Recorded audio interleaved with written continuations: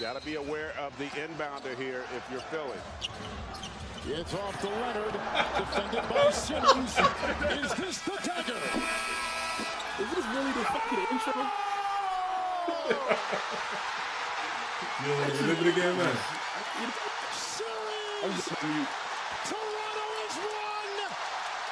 15 fourth quarter points by Kawhi Leonard. And the game winner, 41 points. I don't even know where you sit. Come on, Roy.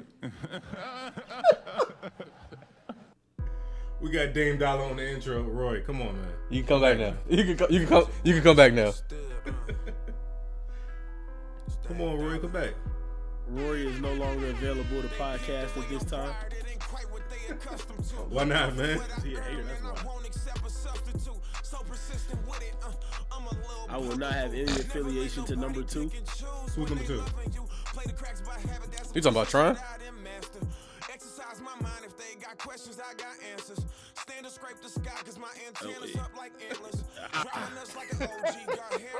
We're not even getting into that. That's not what we're about to do. You talking about the 5th best player in history? We're not getting into that. It's not a part of the situation. We got a podcast to do. We got a podcast to do.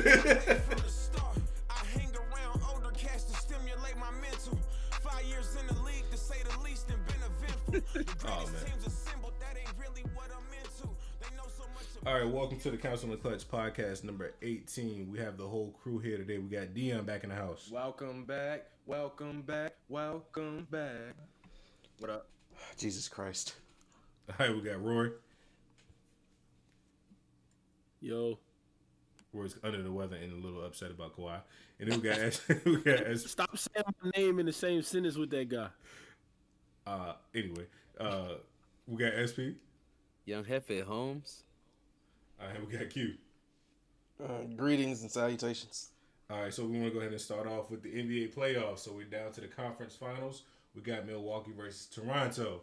So Roy might not talk for the next few minutes here, but we're going to start off with Kawhi Leonard hitting the first ever game-winning Game 7 buzzer beater in NBA playoff history against the Philadelphia 76ers. So we got the matchups, but we want to talk about the game before. So how do y'all feel about that Philly versus Toronto game? Man, that shot was crazy, man. You gotta shout out to Kawhi. You gotta give him mad respect just for the simple fact that his regular shot isn't even a rainbow-esque type shot that he shot over Embiid. So you know he adjusted his shot in order to make that immaculate play at the end of the game. Some would say it was luck, but hey. That was immaculate. Yeah, you're right. A lot of people say luck. He did. Bro, that was a lucky shot. Oh my God. Either way, luck or not, either way, it won't no pressure on the shot. So he might as well just throw it on up. Like he missed, they go to overtime. He make it, they win the game. Kawhi won the game. Just for you, Roy. Hey, that's why couldn't nobody hear what you were saying. Hey, the overall series is what most I would say most people thought. Everybody that I ever heard say anything about it saying Game 7 is going to take 7 games for that series just because of the talent for it. It was a good series. That shot Kawhi took, it was like I said, it wasn't his normal shot. It went in. It don't matter regardless of the situation or what people saying like, oh, it was lucky. He shot the ball. Every shot you shoot is lucky if that's the case. Damn that. So, the 76ers definitely underachieved because the Raptors ain't near as talented as they are. Lowry trash. Joel Embiid underachieved. Joel Embiid took games off because he was sick. Right. Man, because he won a club till 6 in the morning. Hey, man, you saw my man Embiid crying, man. He gave his all, bro. Man, I don't give a fuck about that. You don't take games off and you think you giving your all. Hey man, he's a I don't know. He's one of those people you can't really rely on being there, but I still take him over Simmons if I had to pick between the two. Absolutely. Is that even a real question? No, for some people it's a real question. I ain't never seen nobody. Well, no, I'm lying.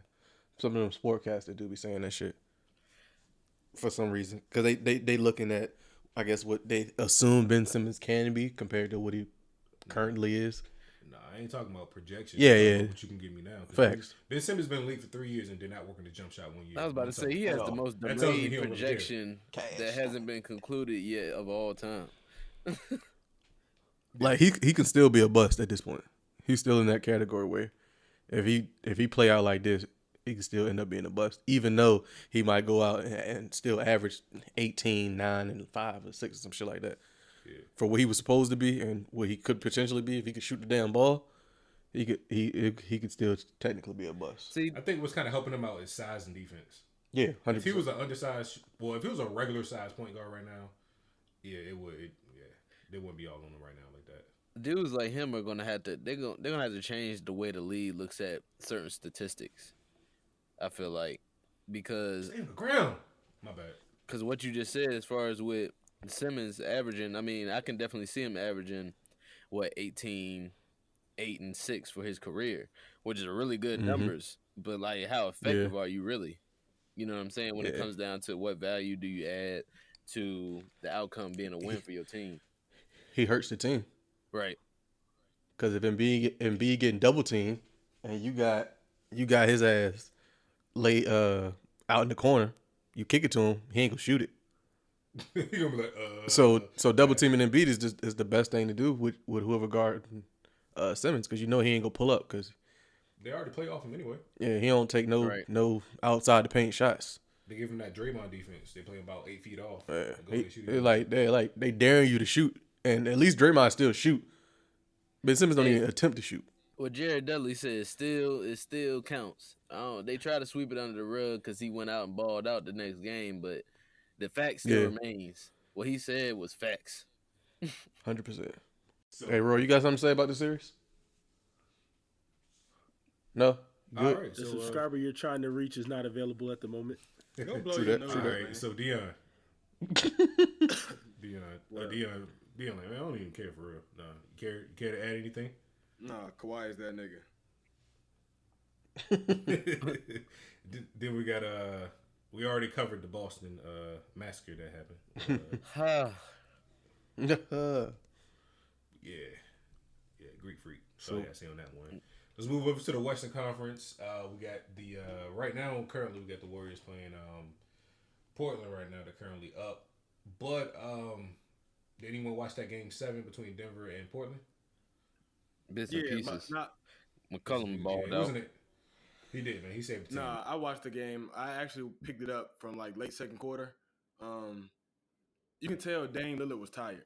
Damian Lillard was tired from the previous series when him and Russ was going back and forth at it, and he kind of like took a back seat in the third quarter and late in the fourth quarter, giving the ball up to McCollum. He really took a back seat and he really trusted in his teammate, knowing that he can get it done, especially because McCollum was hitting that night. So I think Portland played great team ball, and you shut Dame down, McCollum going to hit. Period. That's the only way Portland really wins if everybody clicking on all cylinders. They don't really need Dame to go for 40 every night. Like he can go for about 13 if everybody else is chipping in. Like right now, just watching this game it's about 3:57 left in the second quarter. But looking at the game, it's a sloppy game by both teams right now. But Portland is D'ing up Golden State. Golden State points are coming off fast breaks and the Golden State threes. When you hit that pick and roll and then Steph Curry just shoot from like 90 feet away. So it's like they're not really getting non-contested shots like this. So I don't know if they keep this up, and let's say KD miss a couple more games, it might be, it might not be a runaway as people. I think they're gonna get like 2 or 3. Nah, I got the series Blazers gonna going. get one regardless. Yeah, they're going to get 1. I think they're not getting 3. I just don't see them getting 3. I hope and pray to every God, my God, and every other God there is that Portland wins the series. But I say 4. This would be a 4-2 series. I can see Man, something like that. I just hope Golden State just don't win it all. But I mean, as far as moving on that, y'all got any predictions for the finals, or y'all want to hold off on that? Hey, can I jump in on that Dame topic for a second? Sure. I seen a stat I was kind of impressed by. They said that Dame faced more top stars in this playoffs than LeBron did his whole career from like 2008 to 2014 in the East. Sound about right. Yeah, it definitely sounds about right. Yeah. I mean, I was just shocked by it. I know Dame did numbers, but don't nobody watch Blazers games. But actually, to watch that kid play or that guy play again, because I got to think about that. I forgot the exact stat it was, but I think it was All Stars. Dame played more All Stars in this playoff, or will play after the conference finals more All Stars in this playoffs than LeBron played All Stars from 2008 to like 14 in the East. You must have been watching ESPN because that's Nah, it was on Twitter, I believe. That's a random stat that you just pick up just because. Because it was talking about legacies, saying that would LeBron's legacy been different if he went to the West earlier? Because they said he wouldn't have made as many championships. No. Also, Damian Lillard also played better point guards than Steph Curry did when they won their first championship because everybody got hurt. But we can talk about that. Warriors got lucky that first year. But speaking of when you was talking about All Stars, let's talk about what's the difference between like an All Star or a superstar or just a regular old NBA star. So everybody probably got their own definition of what a superstar is. Anybody want to start off and say what this definition of a superstar is? Kawhi. I'll Game start. 7. I'll start it off because the conversation came from another. The topic came from another Don't nobody care about group your chat. group chat, man. And Hey, every topic up here came from that. Man, So fuck your friends. let's That ain't not. That ain't in the council. Well, I guess we should use these still work. topics either then. Okay, well let's skip to forevermore. All right, so NBA draft lottery. Any so, fucking way. It was somebody had said something about Kawhi was asking talking about is he a superstar, and they were saying that whoever the other dude was, he was like they don't see him as a superstar because of his off the courtness. They were basically saying like superstars are made off the court as well as on the court, and pretty much everybody else was like, nah, that ain't how that shit works. Yeah, they definitely tripping. By the way, I saw this topic on FS1 like a month ago, but I ain't gonna say nothing. It's perfectly fine. I'll just let you know where it came from. But no, I'll start off with that. But yeah, I feel like for me personally, my definition of a superstar would be somebody that I would actually go pay to see. Not necessarily off the court and all that stuff like that, because off the court is going to happen regardless. If you're just the face of a team, you might not have the best off the court, like Giannis, right? Let's say if he was good, but he wasn't what he is now, he's still gonna get whatever in Milwaukee. He's still gonna get all the court. He's gonna be popular there. He'll probably get some commercials here or there, but he's balling, so he's getting all those popular Hulu ads and stuff like that. But I feel like for me, it doesn't necessarily mean you have to be great off the court. Like for me, I would say I don't have a lot of people that I would say superstars. Even though I don't like the nigga right now, Bron is a superstar. Obviously, he qualifies for the on court or off court. I see a lot of people saying Paul George is a superstar. I don't see. Hell. I don't see Russ as being a superstar either. Great players, but I'm not really rushing to go see them play. Like I'm not saying like, yo, whatever I'm doing, I got to stop to go watch them play. Like Kawhi doesn't do the superstar thing for me. More so, not I won't say off court, but more so play style, personality type. It's not necessarily him. It's just his play type. He gonna lock you up, play defense. He doesn't do anything miraculous on offense. He's not flashy. But my personal definition would be more so if I would personally go pay to see you. So it's not too many. I'll say Bron, KDO, Snake Self. I don't know, not too many more people. I probably have to sit on the list and kind of think about that one. But like under that, then for me, it's like you got that level of like the all-star, quote unquote. And I ain't talking about the people who's been voted in and things like that. I'm talking about just people who I see like, all right, dude, dope. So that's when you put like pretty much everybody else, like the Dame, the PG, Russ, pretty much anybody you can think about that actually made the All-Star game minus Middleton. Plus any other household name, I kind of put like the All-Star level. Minus Draymond because he trash. I'm just watching the game right now. But yeah, that's a tough question. Anybody else? So basically, yeah, I think. Go ahead. SP, no, I was just gonna ask a question. So basically, based off this person's definition, Tim Duncan ain't a superstar. Yeah. I mean, is that right or wrong? Warriors is getting all the shots today, boy. Yeah, Tim Duncan. I mean, definitely... I don't think that the person that made that statement was talking, logically. But anyway, Tim Duncan is definitely the best power forward of all time. I'm not debating that. I think Kawhi's a superstar for real. Like, not hating the guy, just as a basketball player, you can't judge what somebody do off the court. I don't agree to that. Social media makes a lot of that influence different now.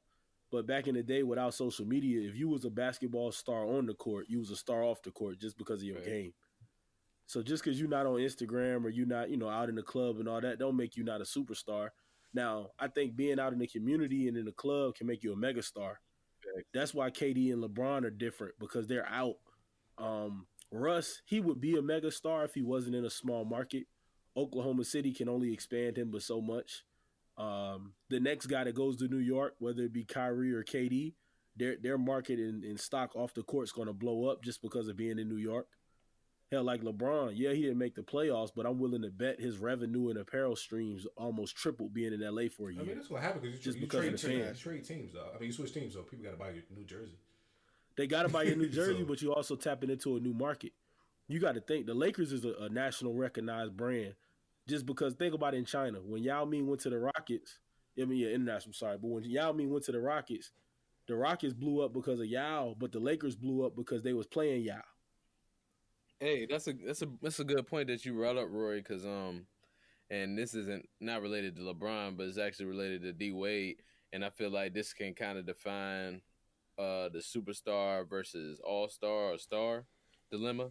When you have people that really don't follow basketball or don't even watch basketball that wear your jersey.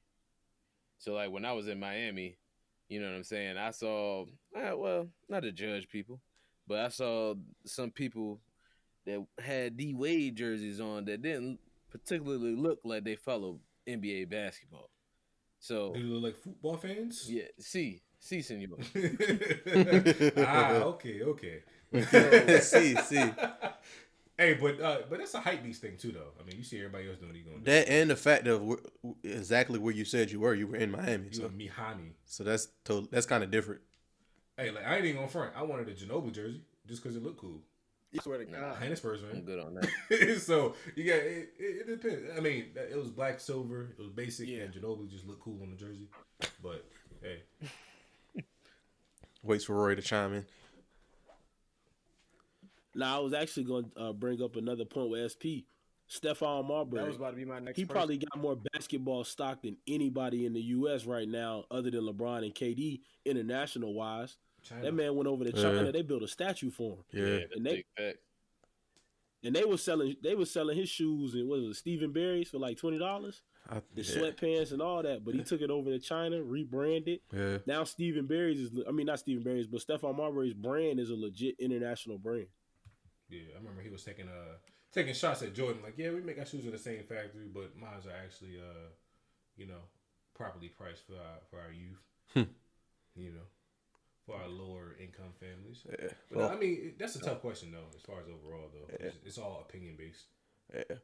Superstars, like I said, superstars are all on the court. And whatever happens off the court, I mean, it plays into it, of course, but it don't determine if you're a superstar or not. Yeah. What you do on the court is what determines your superstarness. And like Roy said, what you do off the court is what puts you over into that, like he said, megastar, or like they always be saying on TV, like kind of a rock star lane. Yo, when Roy said megastar, the first person I thought about is Odell. Yeah, I mean he falls in that category. You gotta reevaluate, bro. No, the reason why I say that is because he out here wilding, but his production ain't been matching the last few years. Not even that. If we talk about superstar, Odell, Cal ain't too far off, because you ask the average 8 to 10-year-old kid to name 3 NFL players, I can almost assure you 8 out of 10 kids is going to name Odell out of the top 3 that they know. And he not even, no, I'm just saying that he, outside of sports, like he puts himself in situations where the people who don't really like sports are going to know who he is. Like, you see him at Fashion Week in New York, see him in Paris sniffing coke with strippers and stuff. But no, you see pretty much he's putting himself in that type of, like, he's a celebrity type thing. So we said megastar. That was the first person I thought about, but then I thought about also when we talked about production, even though we're talking about basketball, his production hasn't been matching like his profile lately. Yeah, it hasn't, but that don't take away from his superstarness though. It doesn't, but at the same time, I think one of Odell's things is social media. He's like, Shannon Sharp always talk about it. I'm sure y'all hear him say it, but it's true. Odell, he grew up in the social media era where he he got his fame because of social media. 100%. Because if he didn't have Instagram, he wouldn't. Stat wise, he only had one catch. But that one catch 20 years ago wouldn't have been shown on Instagram or Twitter instantly after the game. Instantly after the catch. It wouldn't have been showed period because we wouldn't have been able to see it nowhere. Happened to be against the Cowboys too on national TV. Yeah, exactly. So that would have got him some recognition because back in the day, the Cowboys and the 49ers and the Steelers were just about the only teams on national TV. Mm-hmm. But all in all, he still wouldn't have the following he does with all the kids y'all was talking about in his age demographic if it wasn't for Instagram and Twitter and the dance craze. I was about to say, you touched on it with that last piece. I think it's that and the people that he associates himself with, as far as him associating himself with a lot of entertainers. I feel like that plays a huge part in that too, because it kind of built his clout up to where it's at today. Him hanging with Drake, him hanging with, you know what I'm saying, whoever. I still say skill set wise, he probably arguably is top 5 best receiver in the league right now. He definitely top 5 in my top 5. As far as skill wise. Yeah, he's definitely top 5. I got 3 over him. I got Julio, Hopkins. Nigga, I'm trying to think out loud, man. God dang, nigga, that nigga come to one show in 6 months. Well, no, I was really trying to think outside. I got AB over him. I got Julio over him. I got Hopkins over him.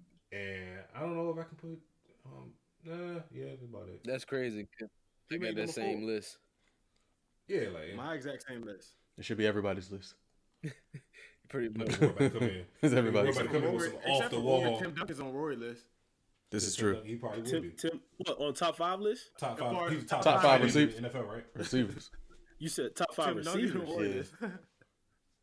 Hey, bro, don't play me like that. Don't try me like that. Hey, I think AJ Green slept on though, man. It's just his situation. He in the Odell. He in Odell times 10. He's been productive for many years though. Like real football people know when you talking about receivers, AJ Green is in that category. He's not in that top 5, but he's in that category of top receivers. And like I said, he been doing it for a minute, and that's what keep him around. Because he ain't like he been throughout this whole ain't making the playoffs for all these years. He been a part of all of that. So speaking of production, I'm going to take a curve back over to the NBA.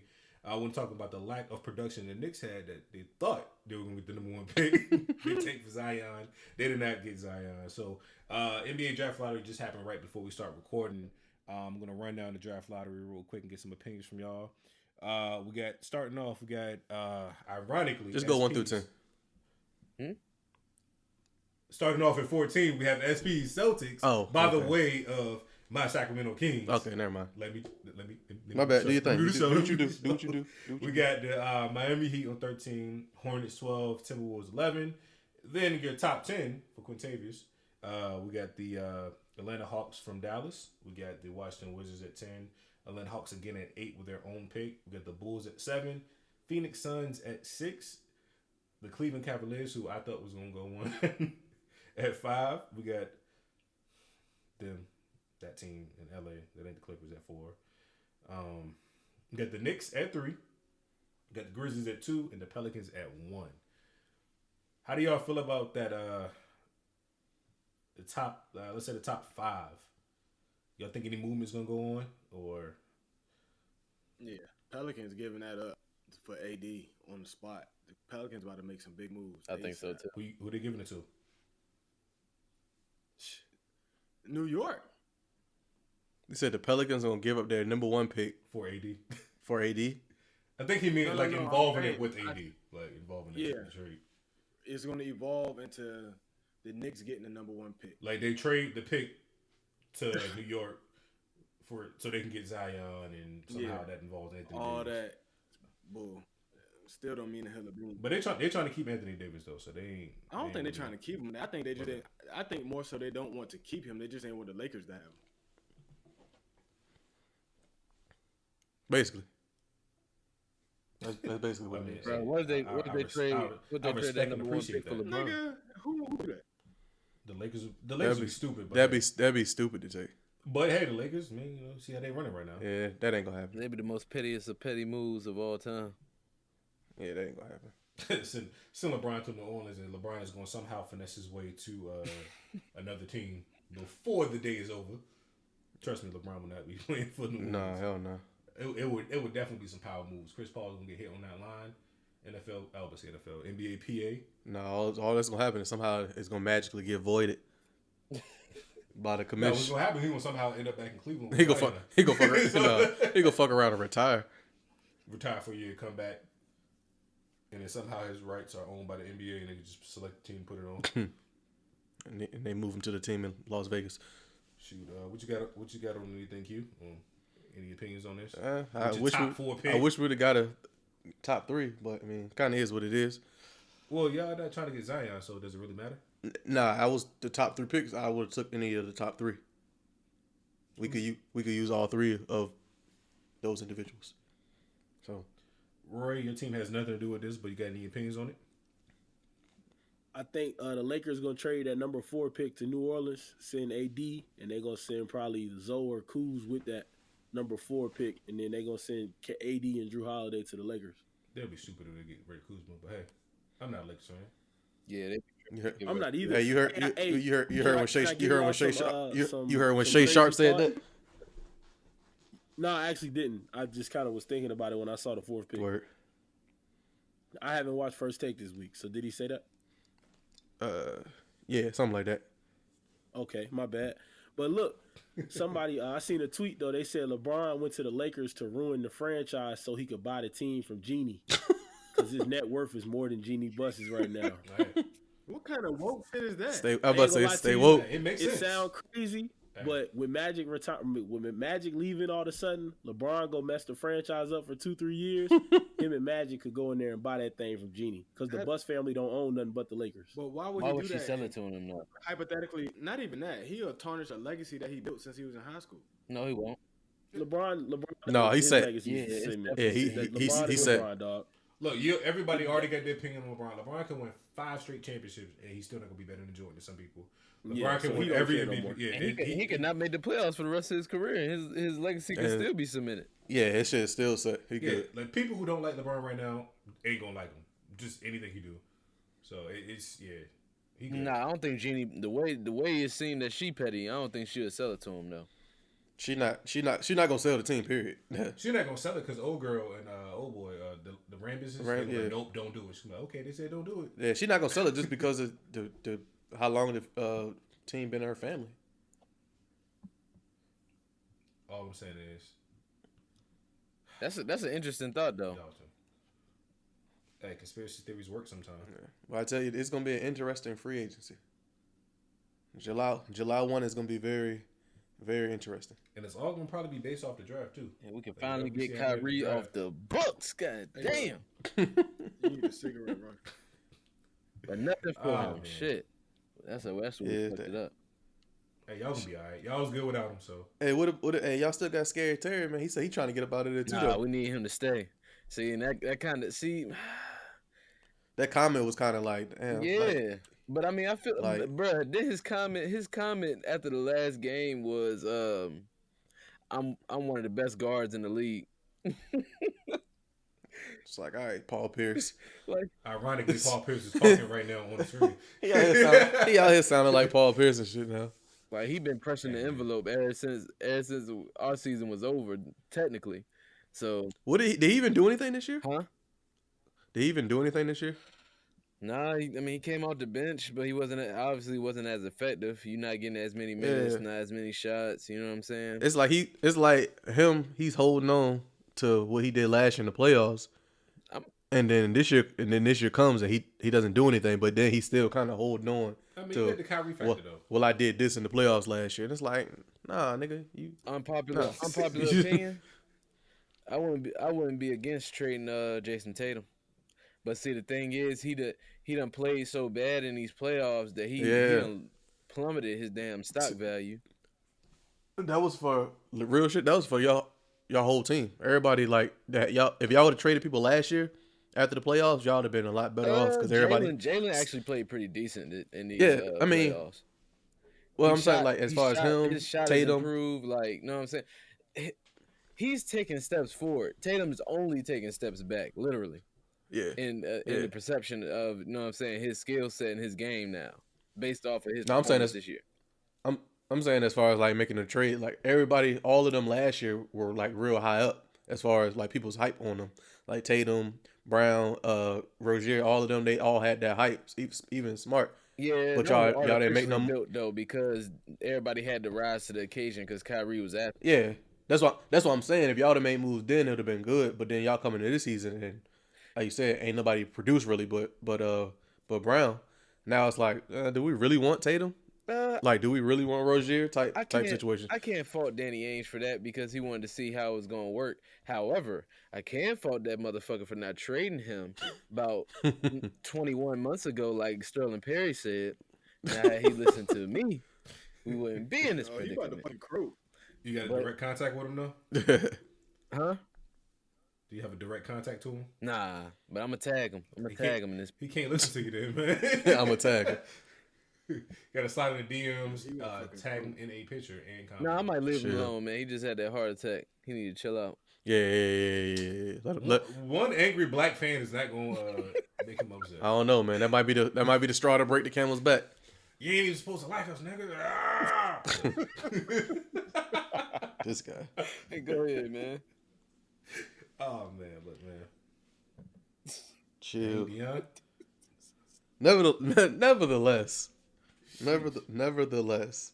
Since we got Deon here, who's not being such a gentleman, let's go ahead and segue to our next topic. Who put this in there? Was this William Perry? Which one? Or Bill Perry? Or Absolutely was this not. Quintavious? This group chat. What, the Chivalry joint? Yeah. That was me. Okay. It's Chivalry Dead, y'all. Oh, that was like the question you asked? That's the question. That's definitely the question. Oh, shit. I don't know. It's an interesting topic. I mean, whole topic. At first, you got to define what chivalry is. Yeah, it just means, Thirst in today's society. yeah, that's what I was getting to. that's what it's looked at now. That's thirsty, but to most, but you got some young ladies out here that understand what it is and stuff like that. But overall, like you said, it's looked at as being thirsty or like overzealous or just stuff like that in that nature. I opened the car door for my homeboy for his girl the other day. She rode with me to my homie's wedding and whatnot. Yeah, why was she riding with you and not her dude? You trying to hit on your homeboy girl?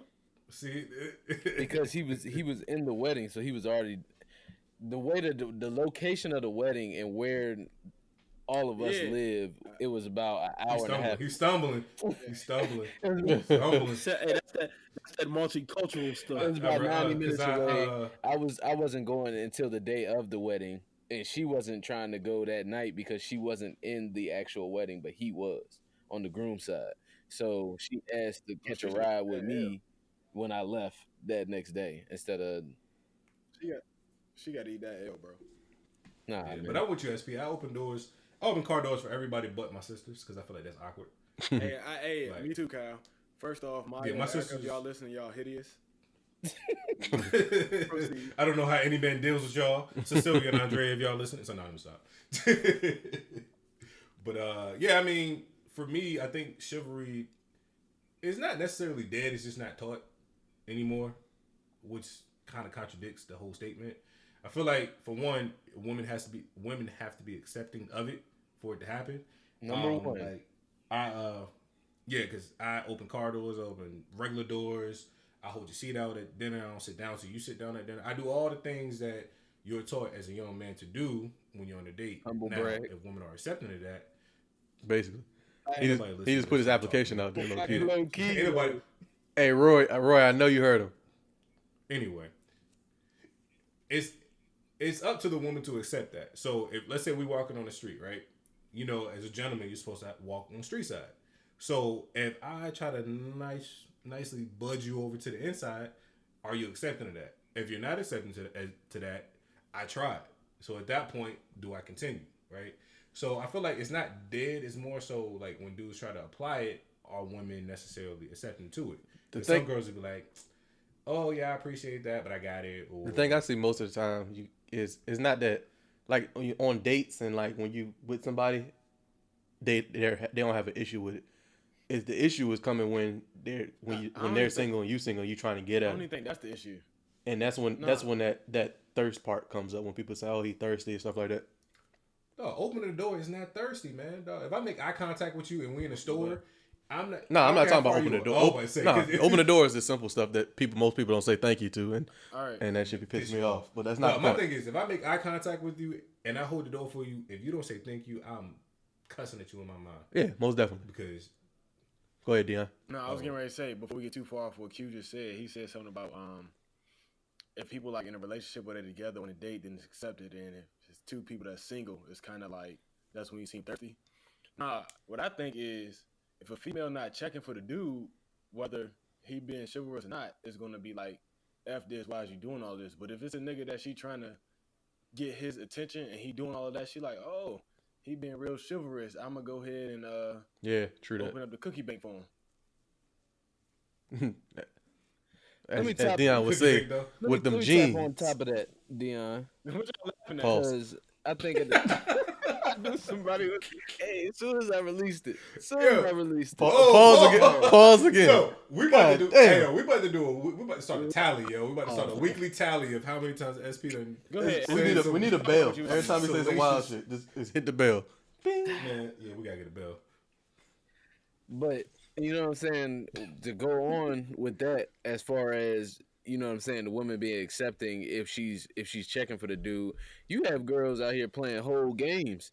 So, or let me say whole women games out here playing whole games. So, in that same sense, even if you are doing it, she checking for you, she still might not respond just based off of the game that she's currently playing.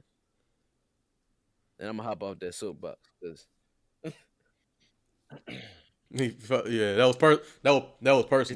Yeah, I knew it we had got women out here tones to it, but no, that's never happened to me personally. I know indirectly people that's been affected. What happened was my friend, my homeboy. Understandable. Nah, but you're right though. You're 100% right. 100% right. No, I mean, but the thing is, I feel like it comes back to like what we talked about. It was like episode 2 or 3 or whatever. Maybe like we were talking about courting and all that stuff like that, like tricking. I feel like when it comes to chivalry actually is connected to courtship and actually dating. You're not being chivalrous to a stranger in a sense. You're just doing a good deed. Like if I'm opening the door for a random person that's walking out the store, that's not me being chivalrous. Even if she's old, even if she's a woman, even if it's dude, I'm not being chivalrous. I'm being just a good person. Now, if we have some sort of a mutual, or we're trying to see if we have any type of mutual feelings to move forward to the courtship part of that, that's when I would say the chivalry part comes in, which comes to the acceptance of it. The car door thing is big because most people don't hold open car doors, and like you said, you hold car doors open for all females outside my sisters. Like my mom get it too. Like, yeah, for the people who know you do that, that's fine. If let's just say you randomly going somewhere with some chick that you're not trying to talk to, and you open the car door for her, she gonna feel some type of way. It ain't like she gonna be like, oh my God, I love him. No crazy like that. But the fact that because like I said, most chicks don't get car doors open for them. So it's gonna be a thought in her like, damn, he really just opened his car door for me. Yo, funny story. See, told you. Funny story. Y'all remember? I don't want to say no names, but y'all remember back 2014-ish. Some let's just say R&B. Oh yeah. So I remember. I don't think SP was in the group at that point, but either way, we were going on a date. I opened the door for her. Once we got in the car, she legit called her mom. Was like, "Yo, open the car door for me, mom." I ain't never had that happen. I was like, "Yo," I'm like, "Yo, for real, this is like the most basic thing." So, like what you just said, like even if you ain't on that, but even if you're on that, some girls, that's I've never had that. Like that's when we say ship. That it seems so simple, but that's a really big deal. Like I remember the first time I seen it, my uncle opening the car door for my mom, and I was like, "Hold on, your dad's brother or your mom's brother?" My mom's brother. Okay. And I was like, "What?" And it just didn't register all the way. And then after that, he like explained it to me, and I was like, "Oh, all right." But yeah, like I said, a lot of chicks don't get that courtesy. So when they get it, it's like, Yeah, but I got a question what though. you want, nigga? Do guys do it not as common as maybe like it was done a couple of decades ago or so forth, because we're less chivalristic, if that's a word, or is it because we're it's solely because more- cars have automatic doors. Solely, that's the exact reason why. It's automatic, Is bro. I we- don't gotta walk over there to open. we it. don't- When I click this yeah. knob, Yeah, you that's can what I'm open It saying. wasn't- Roy don't do it. move a lot Roy fast. don't do it. We move a lot fast. Yeah, it wasn't that they were doing it because they were trying to be nice back then. They literally had to because there wasn't automatic doors.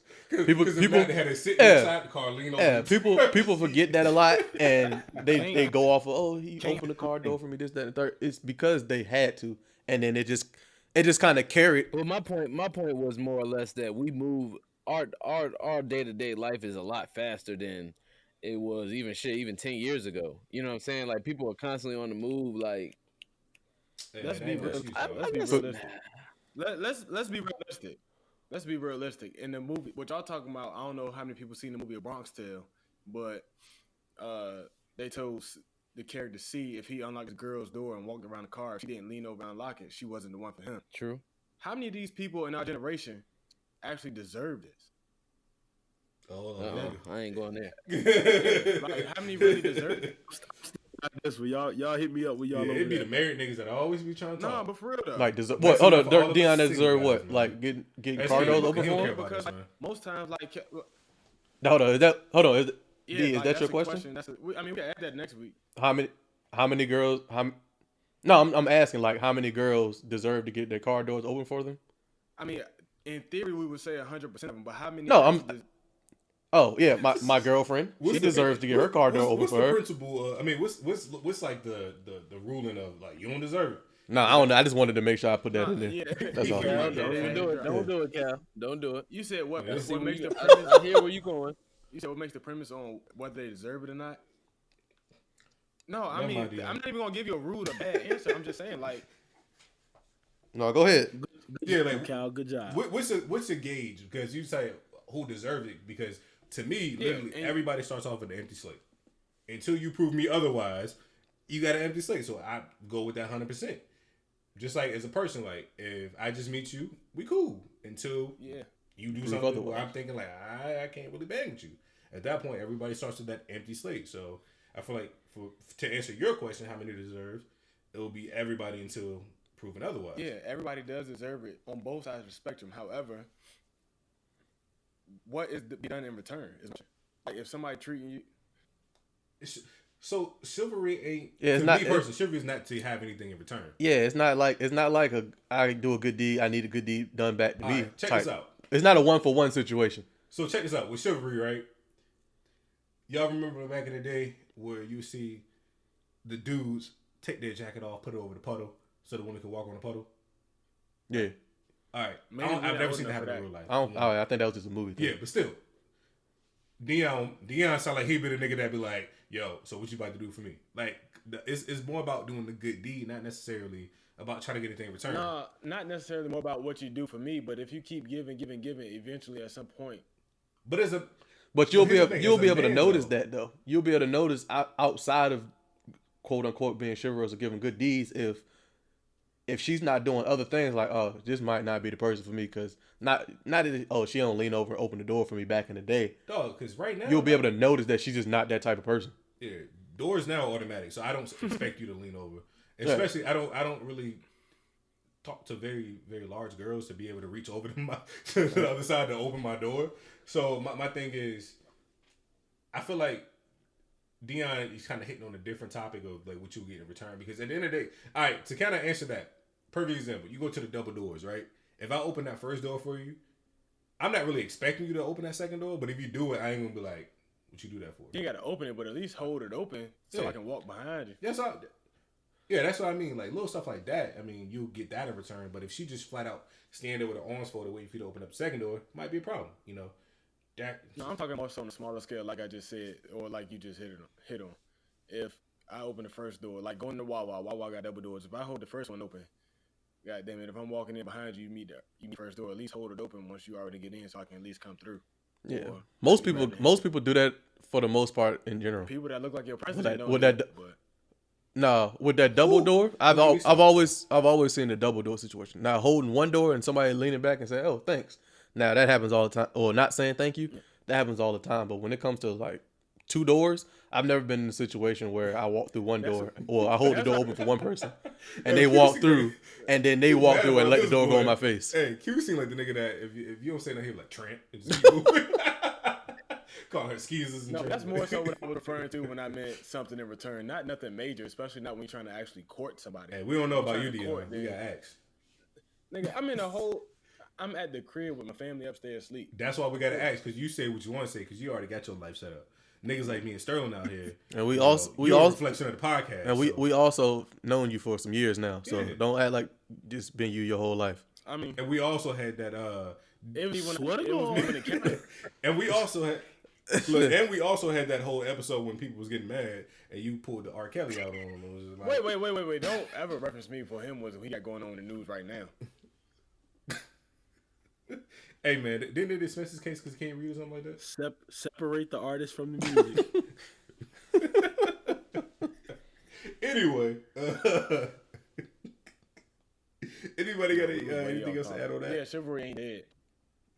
Nah, Chivalry ain't dead. Ain't dead. Yeah, just Chivalry's not dead, but you got to be deserving. All right, cool. So, but to take another left turn here, the questions is about do educators get paid enough, and how much do you think they should make? Right, that was the question that was asked towards us, and I felt the due diligence to kind of reach out to some educators and counselors.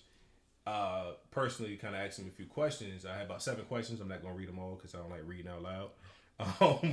But the gist of my questions was basically asking about their why did they choose their field, their struggles, if they have any struggles, what do they enjoy the most about the field, and what would they change about, I also asked about the pay part, and also what would they change about anything in the system if there's anything that they would change. And got a few responses, and mostly it's all kind of the same answer that I got as far as why. Most people say that they enjoy, dealing with the youth. They enjoy just dealing and changing lives early, kind of like same thing you do deal with the coaching. You just enjoy impacting lives. A lot of people.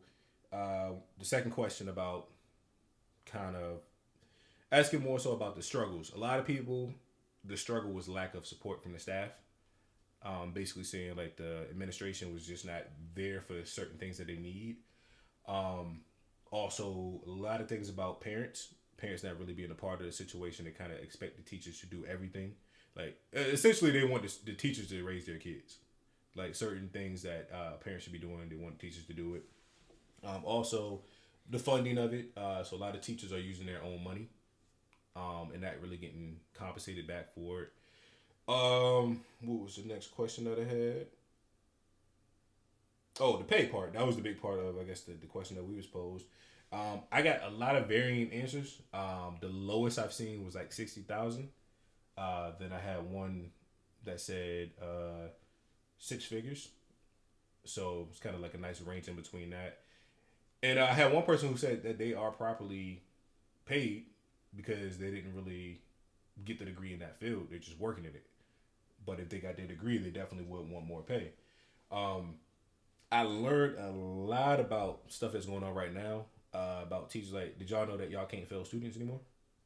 Yeah, I knew that. Yeah. You definitely knew that. They actually have, like, in Virginia, for people who's outside of the state of Virginia, we got to take SOLs. For high school seniors, they have people that will actually read their SOL word for word, question for question, just to kind of spoon feed seniors the answer so they can graduate high school. That's wild. Yeah, I was told that Bruh, they don't do that. I actually You think I'm lying? Bruh. I know at least 4 kids that I've coached over the last 2 years that got that received that for graduation. That treatment. Yeah. That's crazy. Also, I learned that you can't give a child less than a 50. Yep. Shit. They even you can't technically fail. You can't get less than a 50. Like you can if a kid doesn't understand the concept and literally just don't get it, they get the same grade as the kid who just didn't try. They got this shit now. Which is no less than 50. Called, one of the kids going through it now where I coach. They got they call it marking period forgiveness. So hypothetically, if they do fail the class for that marking period, not only will they be able to retake tests and things from that marking period to boost their grade up, but they'll also be able to still finish the regular semester on time and have a higher grade than what they initially would have had as a cumulative grade for the both marking periods combined. It just sounds like they're pushing them through the system at this Correct. They are. I was just They about just- to say that. They just I'm sound glad you they did. trying to like we said they trying to get that SOL funding. No, they trying to push these kids to go to college. That shit, they ain't got no damn business going to college, man. Yeah, that too. And then get that loan. It's all Like a we big said in system. one of the first Yeah. episodes of the Yeah, Council it's- in the Clutch podcast. College is the biggest scam in history.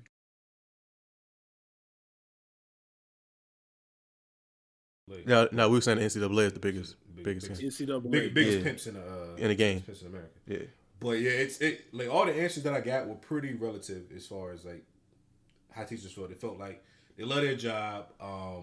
They feel like it's a lack of support. Then I had one that kind of clicks with Deon with what he does, coaching. I had a coach. I don't know if I asked him if he wanted to name anonymous, but I mean he'll be able to put the pieces together if he listens.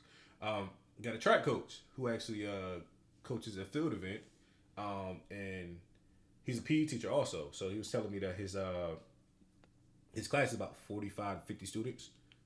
That's a lot of kids, kind of In one class? in one class. God dang. So that's a lot. So you got the understaffed, like we were talking about before. A lot of them said that they're understaffed, what they got to deal with.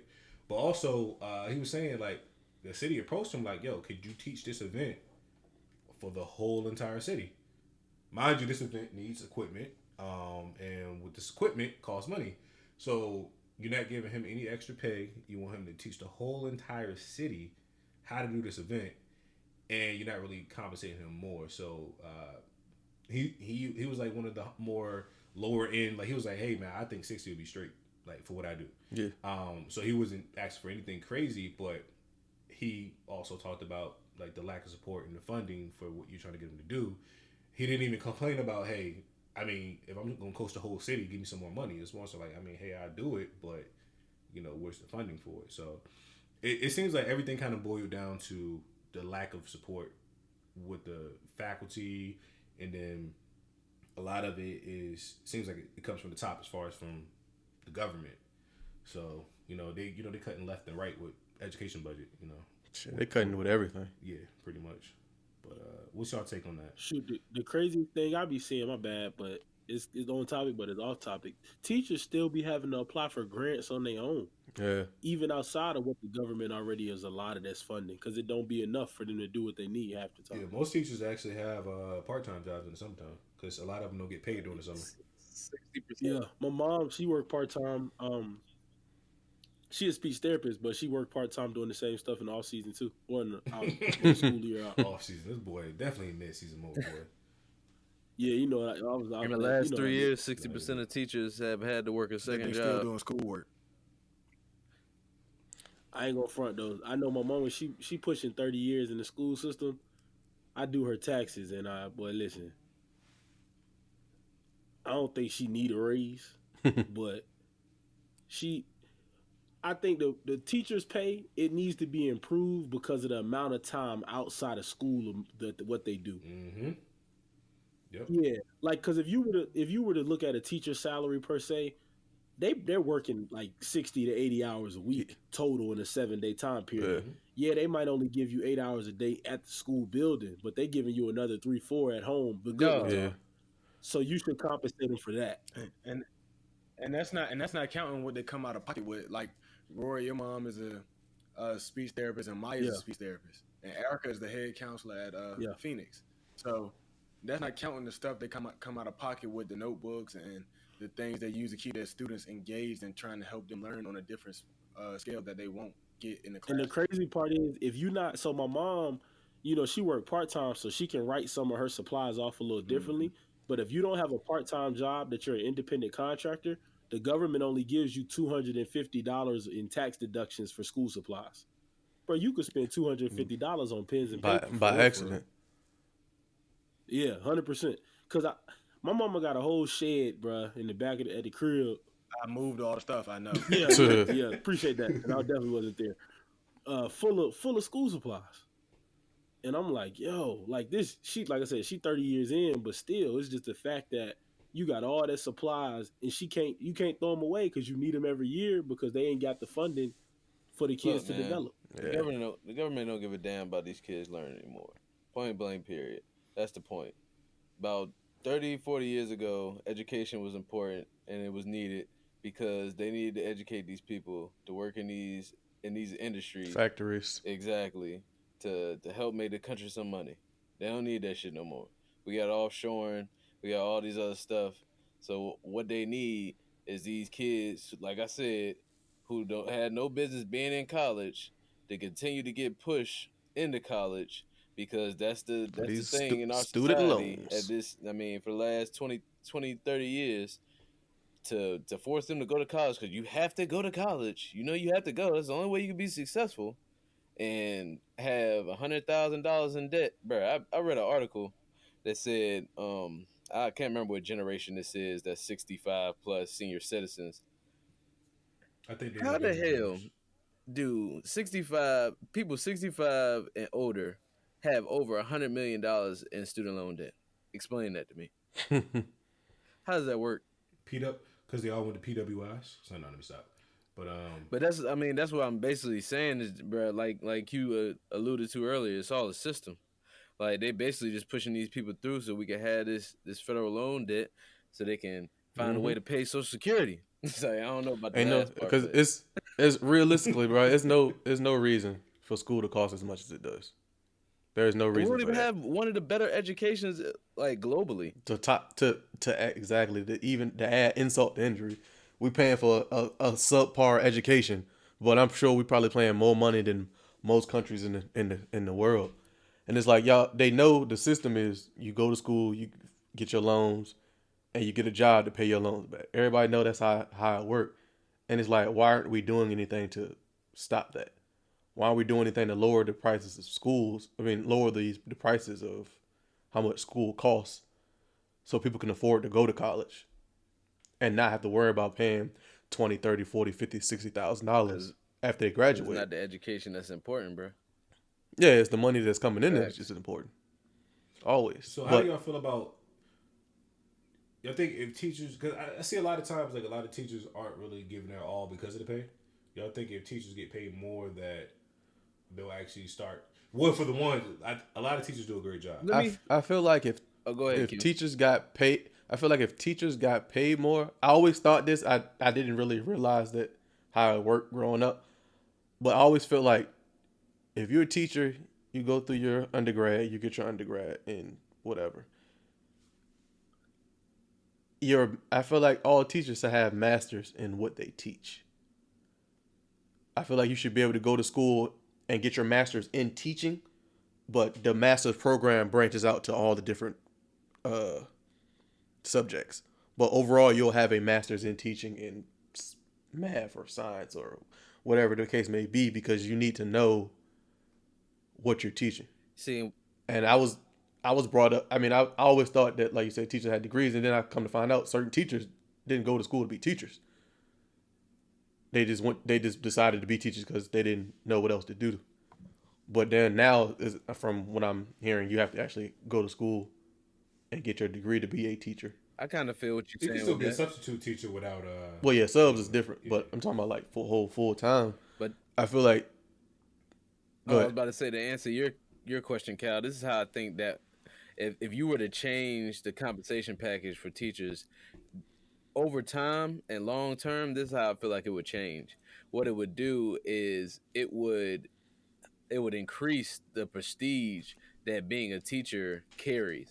So you wouldn't have a lot of people who not necessarily, because let's be honest, teaching for some people, not all people, like you said, are passionate about teaching and care. Like some people are teachers because it's a consistent job that they can have. They like the security of being a teacher. They like having the times off in the summer, and the pay is decent enough. I envy that. Huh? Oh, but just about to say that I envy that, boy. But get a whole 3 months off. You know what I'm saying? That's what some people are teachers for. So that's part of the reasons why you have such a, what can I say, not necessarily that people aren't qualified, but kind of branching off of what you were talking about, Q, people aren't as qualified as they could be because they don't have the incentive to do so. But if you were to raise the qualifications of being a teacher in addition to raising the compensation, bro, you would only get the top notch of the top notch. And what does that do? And It's nothing but a that's what I was kind of. And the education is going to improve across the board because you have better teachers teaching. That's how I see it. Like the better teachers you get, if you bump, like you said, teachers. I don't know what the average teacher salary is, but if you were to, let's say it's like 45. If you bump that up to 60, 65, 70-ish, the battle for getting teacher jobs is going to increase. Correct. So the quality of teachers you're going to get are going to be much better, which means they're going to be able to give out much better education to the students, which trickles on down to SOLs will be taken care of. Yeah, so everything will grow and become better just because. Yep. Not even that. I got a real woke statement behind that, Q, and this is woke as woke can be.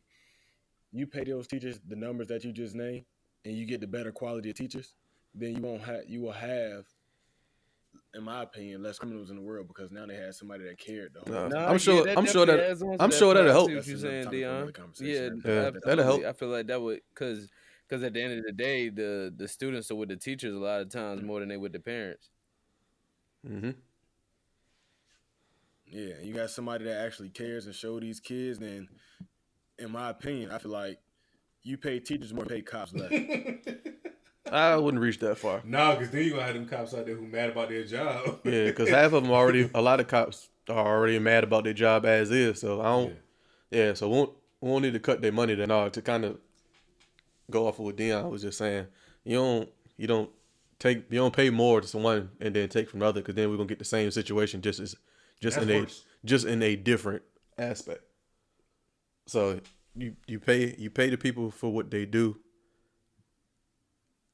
They're teachers, but at the same time they're raising a lot of people's kids.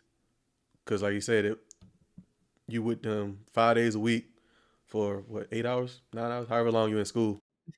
But it's just, I don't know. That's my thing. I always felt like teachers should have masters in what they're teaching, just because it narrows the quality down of. It narrows the quality of teachers. So now we got the best of the best. Not saying that teachers that don't have masters aren't good at what they do, because that's definitely not the case. Right. Hey, at the end of the day, teaching is a lot of teaching is more so about being able to pass the knowledge on, not necessarily what you personally know.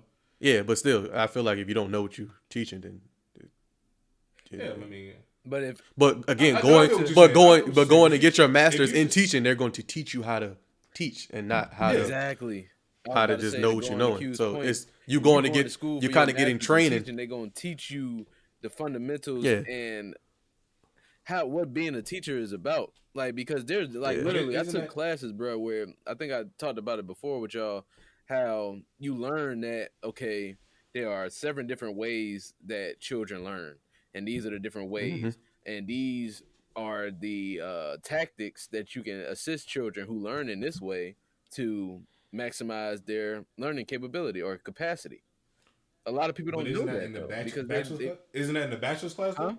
Isn't that in like the bachelor's version? Yeah, but because I feel like that's but to go back to Q's original point, you have some teachers that, technically in some states you don't have to have a teaching degree. You don't have to have a degree, bachelor's in education to become a teacher. Yeah. You just have to, I think in North Carolina you have to pass the praxis and do something else. It's some other type of requirement, but it's not have a degree. I don't know. It's an age-old situation that probably ain't gonna get fixed no time soon. Absolutely not. It's only gonna get worse, to be honest. Yeah, especially being that who our head of the Department of Education is currently, who only cares about charter schools and private schools and stuff. So this is one of those things that we're gonna have to deal with it, and the teachers that love what they do keep doing what you're doing. And I ain't know private school teachers, they get paid less than public school. Do they get no state funding, man? Oh yeah, it's true. Yeah. They probably get benefits and stuff like that though. So Yeah. look, A1 healthcare. a little under the table money and stuff like that. But yeah, it's like I said, teachers that's out there teaching, y'all keep doing what y'all doing. We appreciate it. Most definitely appreciate We it. we all came up under teachers like you guys who are teaching now, the younger teachers and the older teachers that taught us.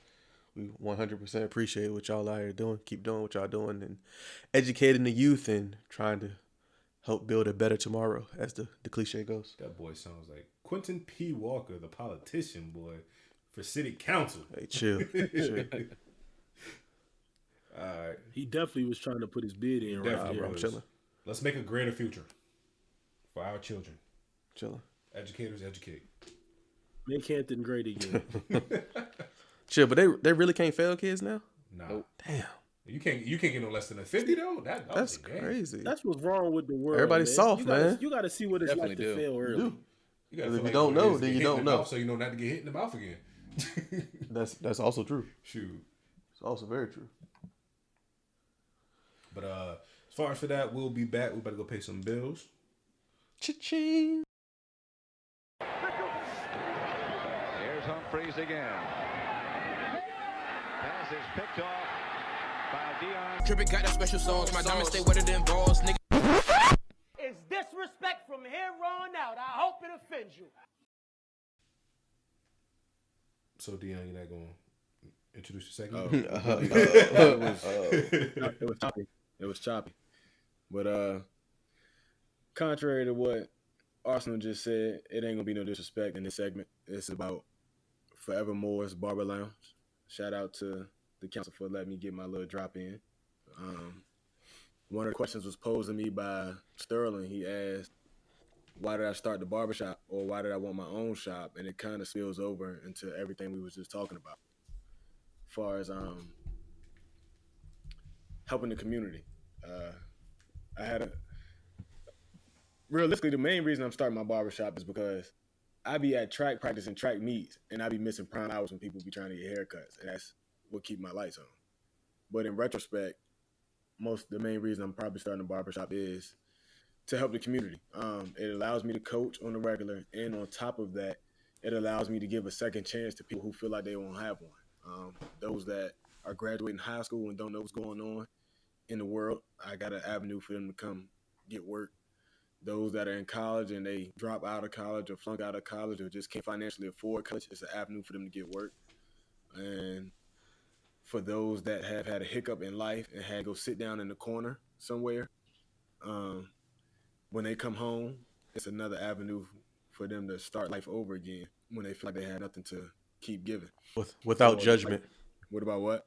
I said without judgment. Yeah, without judgment. And the main goal is keep helping the 7-5, but more so the cities of Hampton, Newport News by far than anything else, because there's a lot of people in our own city that they feel like they have no out. They feel like they can only turn back to the streets. They feel like nobody can help them within their home. They feel like nobody's giving them an opportunity of employment.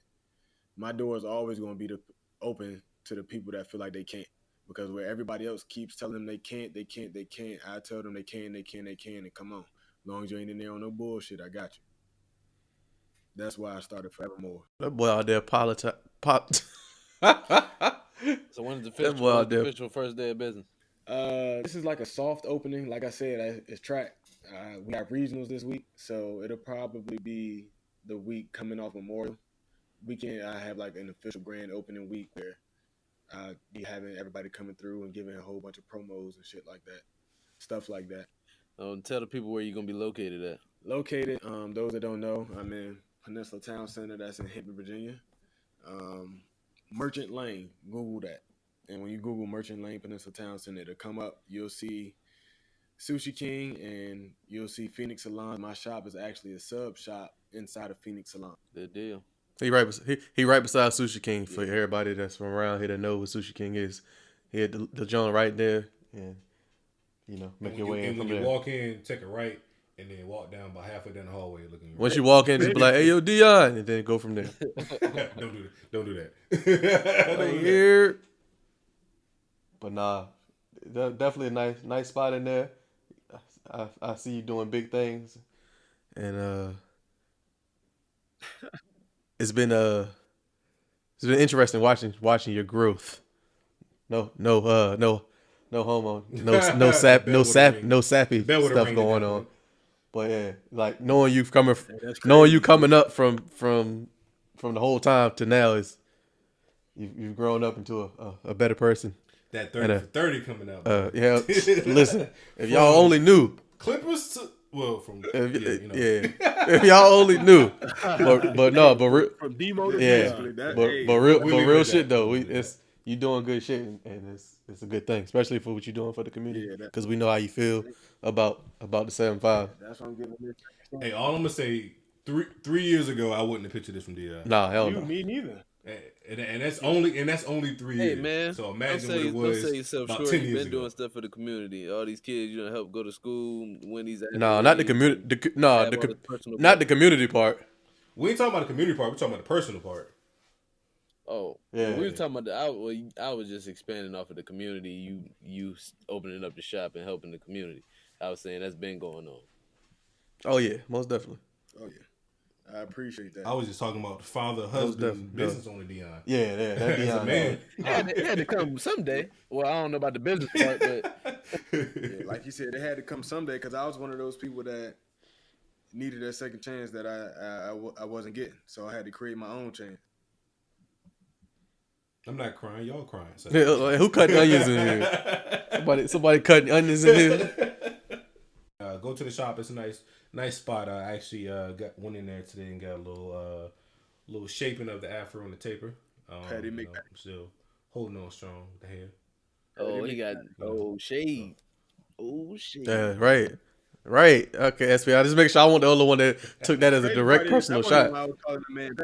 So I'm still holding on to my hair. Nah, not even that. That was more so an inside between. Yeah, that was the inside. I know, man. It was a joke, man. It was a joke. Yeah, okay, all right, cool. Y'all personal. I don't take that shit personal. Hey, speaking of, it's an own little personal shop. Ain't a whole bunch of people in there. So those that need the man weaves or the man beards, holla at your boy. Come in and get one. Yeah, we can put the blinds up. All I know is if y'all see me with a full beard in about a month or two, it's real. We ain't buying it. Shout out to my brother. He just graduated on what was it, the 4th or 5th, whatever the first Saturday was. And West Dog 13. And now he's currently employed now with Aberdeen Elementary School as a PE teacher. So that was real big. Once again, I'm not crying. All right. I'm not crying. To piggyback off that, shout out to Ebony. She graduated. She was a classmate of my man Wes. They graduated together, was in class together, the whole 9. They did it together. She will be working in Chester schools coming up this upcoming year. Look at this, man. You know what? We need to take another break. So many onions in here, man. Yeah, just cutting onions left and right. No, man. Turn off.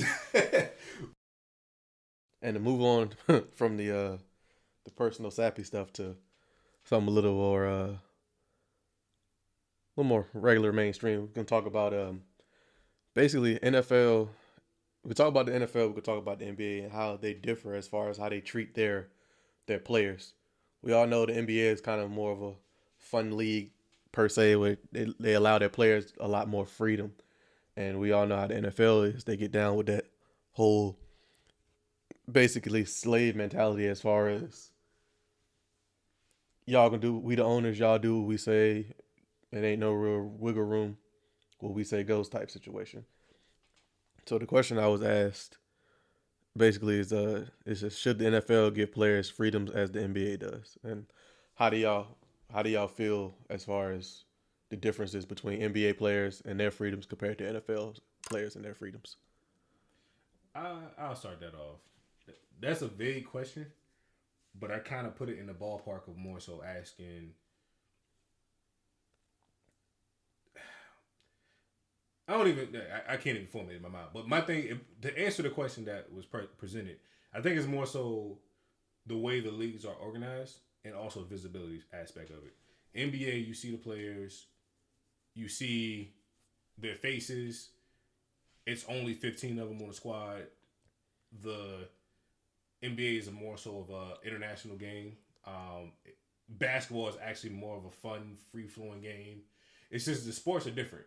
Now, when you talk about the restrictions on the leagues and things like that, when you talk about having fun and things like that, only thing I can just equate, honestly, between the two will be more so like touchdown celebrations versus like shooting a three and dancing. It's a little bit, the games are structured so different. I feel like you can't really have that much fun in the NFL that you would in the NBA as far as in between plays, because NFL is all about we're trying to get this game over as fast as possible now at this point. But also, I think the games is totally different. But when you want to talk about the players, I would more so pose the question of why don't you see more NFL players out as far as being successful out in, you know, advertisement and things like that versus NBA. But it kind of still boils back down to the visibility. You got 53 dudes on the field, well, not on the field, but on the team. They always got helmets on. If you're not a quarterback, elite wide receiver, or running back, you're not really that visible. Nobody's out there giving a left tackle for the Jaguars a Hulu sponsorship, but almost most starters in the NFL, in the NBA, has a Hulu commercial going on right now. So I think visibility is a big part of the question that I would pose, more so why aren't they more visible? But the fun part, I think it just, not necessarily how the leagues are run, I think it just boils down to the game itself. Like, if you think about high school basketball versus high school football, at the most elementary level, even rec league, it functions different. You can have a little bit more freedom on the basketball court because it's more of an individual game. It's a team game, but still a lot more individual aspects of it, whereas football, everything's structured, on to the next play. I think it just boils down to that, honestly. And Cal pretty much said everything that I was pretty much going to say. Only thing I would add to that is, I guess, a bit of a perspective view on it. You can kind of look at it like a business, right? So owners, if each NFL team was a business based off of what is being taken home at the end of the day, in regards to the money or the revenue that's being made by that team, the owners have an overwhelming share of that take home. And generally speaking, if you have that have shares in a business, in a company, when it comes to votes and things of that matter, you have more power. So I pretty much think it, and Kyle pretty much said that his soliloquy. Pretty Stephen A. Smith word. Yeah, I'm gonna pull it out here. William Shakespeare, real name William, but Pause. Where's the bell at? Ding. Damn, SB. I'm gonna pull it out here. But yeah. Hey, it's past 11, dude, man. What up? Oh, it's 11:08, boy. We about to hurry up and close up right now. For damn. go get a little to it. But go ahead, Ric SB. Flair drip. So yeah, that's what. I want to hear drippage at the 11. That's why. My bad. That's why. I mean, pretty much in a nutshell. Pause. Why NFL players have far less freedom to pretty much do the things that they want compared to NBA players. It's a power thing. Money equals power. Hey, I also think a lot of that, if you know the history of the NBA, you know, they kind of got they stomping grounds really when the ABA merged. The ABA was a more high-flying, fun-type league, but it was predominantly black at the time. Mm-hmm. So when the NBA merged, they brought in predominantly black players and teams, which actually helped the league because a lot of those guys that were back in the ABA days, those are some of your front office executives now.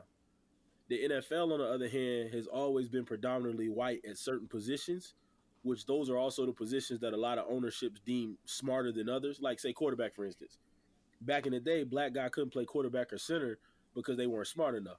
Quote unquote. It had nothing to do with talent or ability. They just said you weren't smart enough, so they didn't think you could figure out the offense. But now, you know, you don't see that as much, but it's already too late because of the implementation of who's in the front office. Like, if you look at most NFL front offices, most of your GMs and actual decision makers are, you know, of non-African American descent. So it makes it harder for the guys. The NFL is really, I ain't gonna say a plantation setup, but it's designed like slavery. That's what I said at the beginning. It's the slave mentality, 100%. It ain't. Yeah, They're not like even you got hiding it. They're not even. 32 white owners. 31, that have 31. 31, because Buddy from Jacksonville, you're right. Tony A-Rab, is definitely. I'm your peoples. Hold on, I said So Tony. you got, you 31, but at the same time, like Cal said, it's 55 guys on the team, but they're just face masks. They're helmets. So you can replace them guys and throw somebody in there, and it doesn't really affect the profit margin or the bottom line. As in with the NBA, you take a LeBron or KD off the court, your revenue stream changes instantly. The NFL, you could trade Peyton Manning. I mean, that's one of the few high-profile quarterbacks that switch teams. You could trade Peyton Manning, and the Colts still gonna sell out. Brett Favre switched teams like 4 times at the end of his career. That team's still gonna sell out. In the NBA, you trade LeBron, the Cavaliers was damn near in the bottom of attendance. Facts. and the bottom, bottom of the record. Those type of things affect the player decision making. And the NFL, I mean, it's the no fun league, so they don't want most of their revenue from people that actually the things that actually produce revenue in the NFL, as in season ticket holders and buying merchandise, are of the Caucasian ethnicity. So they're going to cater the game to the people that spend the money. We watching the games on NFL Ticket, but the NFL ain't really getting no bread off of that. We ain't going to the games. We watching on Instagram. We watching highlights. So if, like with the whole flag incident, Kaepernick should definitely be in the league. But the right people said they were willing to protest, and the league said, nah, you know what? We got to shut this down. We got to figure out how to get this off the books. Why? Because the people that's actually spending the money were the ones upset about it. Yeah, 100%. And so if you got your Chad Johnsons and your Odell Beckhams out there hooping and hollering, hell, my grandpa is a 78-year-old black man, and he hates touchdown celebrations. Like, he be like, why they just can't go take the ball back to the ref? And I'm like, Grandpa, that is boring as hell. Boy, your grandpa is mean. He is a mean old man, yeah. But he's just an old-fashioned See, I was about military to, and it's ironic that you just brought up that exact point. The football is a military game. Yeah, it is.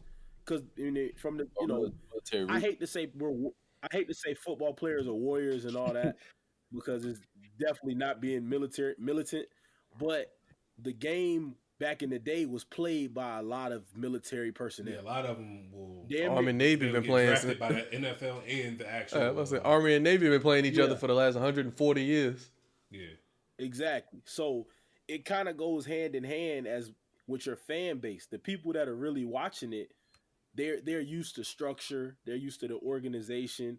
They don't want to see a bunch of guys out there hooping and hollering and running around. They kind of like it's kind of like back in the day. If I'll use Roots for an example. The black man going and playing the violin or the harmonica for them. They are literally the entertainment. They want you to entertain for 3 hours, and then they don't want you to be heard or seen. In the NBA, they're more accepting of it because they realize the star power behind it. LeBron and them boys, Chris Paul and them, when they was doing all their stuff with the media and the Black Lives Matter and all that, Adam Silver supported it. Because guess what? If LeBron, Chris Paul, and all them boys walk away, the NBA trash. But in the NFL, hell, Cam Newton, the guys that could have got away with making a statement with Kaepernick were scared. Cam Newton was one of those guys we said this earlier episodes, he's supposed to actually stand up and say that because he can get away with it.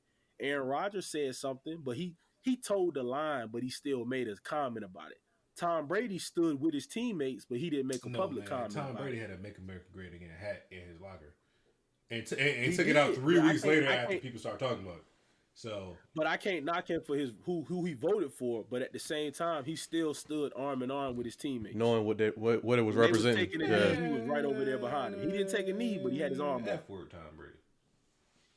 But like Cam Newton, like I said before, the year he went to the Super Bowl, he was all pro-black, all this and that. He got a couple sponsorships. Then he come back the next year talking about he don't see no color. That haberdashery. What about when they was talking bad about you? Nah, he was just worried about money, bro. He made the interview saying, "Yeah, he cooled up real quick." I mean, it's real. He was probably one of the biggest people that could have came out and spoke, and said nothing. If Kaepernick would have done it during the Super Bowl run, he'd have got away with it. Like I've been saying, it was just the timing. Yeah, true. You got to have position to do it. Like LeBron, he couldn't. LeBron, his first 7 years in the league, LeBron was a basketball player. Then when he realized that he was almost invincible, damn near a NBA, mogul. he started speaking. So let up me ask against this issues. question: why do you, or maybe I'm wrong and I just don't know it? Does Cam Newton receive a lot of backlash for not stepping up and speaking out, and when he had the opportunity? From our If he do, we ain't gonna see it. No, I've heard a lot of people If not, why come not? at him. What? A lot of people do say it, but it's not. Our media voice isn't loud enough. If Stephen A. Smith and Shannon Sharp ain't saying it, Chris Broussard, it's a few people that hold us down, and if they're not saying it, we like Jamel Hill would say it, but ain't nobody checking for Jamel Hill. As soon as she starts saying it, they got her. Yeah, that's what I'm saying. Ain't nobody checking for her now. You know, we're not going where she work, Undisputed or wherever she's working at now. It's a lower platform, so if you don't literally follow her, you don't know what you she's don't doing. know what she's talking about. Yeah. So it's like Stephen A. If he says something, it ain't gonna be like he's one of those people that he'll say something like, "Look, I'm just disappointed at this brother." He moves along. He won't go too deep into it. Yeah, he just kind of gives you that surface answer. Now, if you listen to him on his radio show or if you see him on social media, he'll go more in detail. But nobody's checking out radio, and nobody's really on social media looking for what Stephen A. Smith is saying. So, and then Shay Sharp, everything he said is literally taken lightheartedly until he gets serious. But he doesn't really approach a lot of these racial issues and things like that. Because I think like when that show started, it wasn't really a lot of them besides like the kneeling. It wasn't a lot of like the Cam Newton thing wasn't going on when they were on air. But he's one of the people that we look to as like, all right, what Uncle Shay got to say? Chris Broussard, he gonna say how he feel about anything. So it's just one of those things where when that situation was going on, it really wasn't a lot of us as far as in the media really discussing it because it was just kind of one of those things like, all right, it ain't really that important at the time. You know, it's more so you see people talk about it like everyday people, but you're not seeing like, you know, the talking heads on ESPN and Fox and stuff. But I mean, and also with Cam, he's one of those people that's he's polarizing. Either you don't like him or you do like him. I don't know too many people just like, about Cam Newton. It's like you either like him or you don't. So the littlest thing can either tick you off or have you like ride for him. Like the whole thing with when he got dropped for from the yogurt and then that got picked up. They just went with another black guy who's safer, I guess. But Cam made like a smart ass response to a woman, and that shit kind of got twisted though, dog. Like, yeah, he like that's the thing. If you look at it on paper, it was like, oh my god, he's such a misogynist. But if you listen to it, it's more so, I can't just be a smart ass. I'm glad you just brought that up though, because could that have played a part in why he didn't speak up? Because that happened prior to that whole Kaepernick situation. So he could have looked at it. He could have looked at it like, man, look, I done got burnt in the public eye before for something that, you know what I'm saying, my words got misconstrued basically. So I'll be damned if I stick my neck out here now. It's really over for me. I mean, I'm not saying it's right, Rory. I'm just saying. I'm just bringing up the perspective. Could that be why he didn't? You can't say y'all criticize me because I'm a black quarterback, and then when you got the chance to be a black quarterback, you don't see no color. I'm with That's you what it boiled down. That's what it boiled down to 100%. Yeah, you can't use that when it's available. When not available, when it's convenient for you. You can't be conveniently black. And that's when he was. That's what it seemed like he was doing at that time. It was like, oh, they out for me. I'm a black quarterback. This, that, and the third. But then all this coming up, which is the whole soul behind it is black people. And now it's just like I don't see color. I want to. He might as well just have came out and said I want to make sure I got all my sponsors. I don't want to lose nobody else. If he would have came out and said that, it would have been wrong. But people would have understood instead of just out of respect. Yeah, instead of just seeing you skip around and be on some bull. Like, bro, come out and speak your mind. Especially because I know behind the scenes he talking. Behind the scenes he talking to people about this, that, and the third. Like, oh, I don't like this. I don't like how they doing this. I don't like how they doing that. I don't know with his new apparel. He might not. This man out here wearing rompers and top hats. But no, my thing is, it's a bigger question. Should we even be really caring about what athletes care about? Like what they say? Should we? No, because we put too much stock. We individually don't care. As all, I think I care more because those are our influencers. Yeah. The kids see those. They carry weight. What they do, they carry a lot of weight in the community as far as on our side, those big time athletes, they carry a lot of weight. What they say matters to people because people look up to them. Not saying it is like, oh, you shouldn't listen to this person, you should listen to that person. You make your own decisions based off of you. But especially as kids and stuff, you grow up, you hear certain people saying this, certain people doing this, and you're like, oh, I want to be like that. There's people out here saying, I want to be like LeBron, and they talking about off the court stuff. They ain't talking about basketball wise.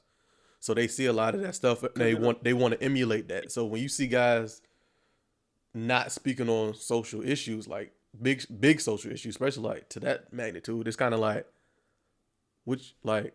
you can get pulled over and get the same stuff that can happen to me can happen to you.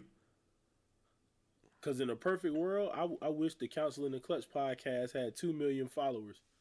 Because our views are in line with a lot of other people in the world, but we just ain't on the platform. Hey, man, look, every time we say something, I hear they jump the next day.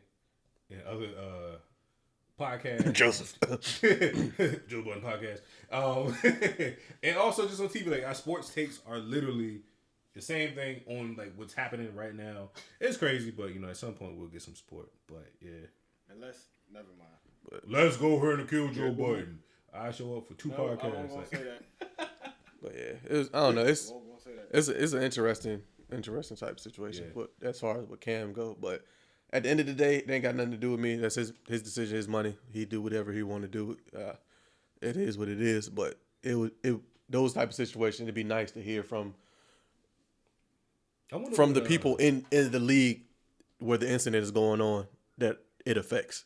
I wonder what Ja Rule has to say at a time like this. You said who? Ja Rule. Chappelle Show joke, man. Chappelle Show joke, man. If y'all don't remember that one, man.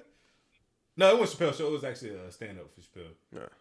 Yeah. Who cares what Actually, wasn't that like this? Wasn't that Killing Him Softly? Killing Me Softly? Yeah. Who cares what Ja Rule thinks at a time like this? Anyway, anybody got anything else they want to add? Nah, I think that was a pretty good topic right there, though. But it won't happen in our generation. Them boys ain't. Them boys they ain't changing up. No, the change is gonna won't come happen when until those older. I don't think the NFL gonna last forever, dog. I think another league is gonna surpass the NFL. Nah. You ever heard of the Mafia? The American flag football. American flag. You ever heard of Jewish money? And at that note, yeah, but America at the end of the day, American football at the end of the day is an American sport. So, hey, you ever listen to Shannon Sharp, boy? That 32 dudes that sit at that table in that meeting in April. That's a whole lot of big business in that room. Yeah. Right now, dog. Right now, it's the business suits. But you acting like all right. So we're gonna act. You think that. Hold on. So you think the AAF league just folded randomly? Bro, that's not my point. That was a financial issue though. Well, you build too much traction. The NFL coming for you, cuz. And you seen them. They bought out Kaepernick, so they are willing to play dirty. Is my whole point. What if the sport itself, football, begins to decrease vastly in popularity? It's not because the money is always there. It's gonna always be somebody there to play football. Baseball is still hovering around right now. That's what baseball's trash. Baseball's not entertaining. It's gonna exactly, and it's still one of America's sports. So now, we could. All right, Deon, tell us how you feel. But no, football ain't going nowhere because even if they start to lose traction or people decide, I don't want to play football no more because it's dangerous, it's gonna always be somebody that's gonna play because the money's gonna always be there. Yep. The only thing I think, if the NFL ever start giving guaranteed contracts, then them boys might talk a little different. Oh, they're gonna put some fine print in there. Now that's the NBA. Them boys know that $80 million guarantee. So you gonna have that. So you gonna have some new social clauses. Social media clauses. Yeah, trust me. They're not handing $70 million. Long as they can keep buying. Niggas, the game gonna keep going. This has been another episode. How he just come back from the kitchen and come back in and just go off. Washing dishes and say, hey, as long as they can still, as long as we supplying the niggas and they buying them. We got good niggas here, yeah. these are niggas. He's going all goals. crazy offensive guard there. Crazy part. That big and right there Hey, looking crazy good. crazy part is he ain't lying. He not lying. Not lying. But it's still crazy. That's the The version of combine the 40 acres in the Boy. swing. trade. Listen, When I seen the meme and I saw the pictures, I'm like, damn, that shit. yeah, you don't see it, but then you see it and you like, damn, I can't unsee this. Right. And I don't even. I was just about look to at say, I don't football even want to that, see but it. I'm like, damn. Yeah. Hey, at least they getting paid millions for it. If If you're gonna sell your soul, go ahead and sell it for a couple mil. Like, I'm still waiting for my 40 acres in the mill. Shoot. I don't even want 40 acres. Go to the Damn, NFL. should have want a mule. Yeah, I mean, I wish it was just that easy to go to the NFL. Right. Niggas make it seem like you just go make an Amazon account. Hey man, just go to the NFL, man. Yeah, just go there, sign up, put your I used to email, hate put your that. email in, Hey, I used to hate that. Yo. create a password. Oh, your family members think just because you play football, you have any interest in going to the NFL. I had no interest in playing college football, to be quite frank. I barely want to play in college. Hey, exactly. I used to get it. You trying out for the NFL? No, I'm not. I have no intentions on doing that. Like, I'm not going to do all that stuff just to be like, oh, yeah, we're not going to pick you up. Ain't worth it. But, yeah. But on that note, it's another episode of Counsel in the Clutch. Y'all stay tuned for next week. So this is episode, what, 18? 18. They got 20 coming up. We've been rolling strong for a minute, fellas. Facts. Never thought. Yeah, I think we missed, what, 1 week? Yeah. Well, 1 week was technical difficulty. I think that was the only one, right? I mean, we could have put out a 30-minute show. Yeah, I mean, but nevertheless, we've been real consistent with this. Still got them clappers coming. Come on, man. And we out. On that note, we out.